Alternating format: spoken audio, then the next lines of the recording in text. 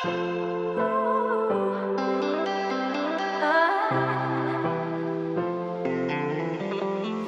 been an amazing conference. In fact, it's been a unique conference. I don't think anybody who's here has ever been to a conference like this. It's been singing and dancing, it's been crying, it's been sad stories, it's been optimism.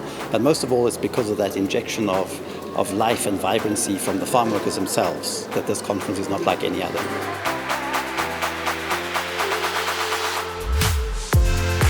Well, today has been a day of reflecting on the current situation, looking back at the history of farm workers, but then also looking at major achievements that farm workers have achieved, mainly around the farm workers' strike of 2012, and looking at and emphasizing the gains that farm workers made.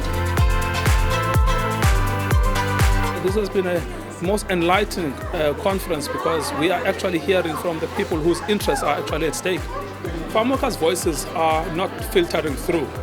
The voices that are most dominant in the discourses about land reform are political voices.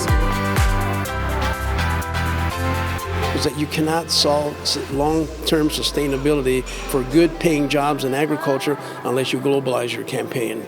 The value chain is a very hierarchical value chain, and it's always the farm workers that's at the bottom of the value chain, and the buyers are at the top of the value chain. So there needs to be consequences, and the only thing we're going to do, how we're going to do it, is to influence the supply chain.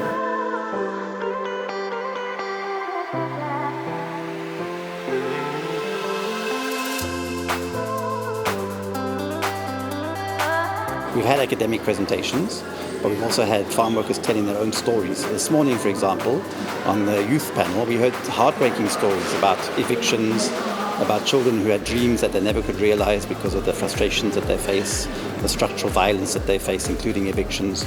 And this has really been an eye-opener. I think everybody here has been both informed and also moved by this conference.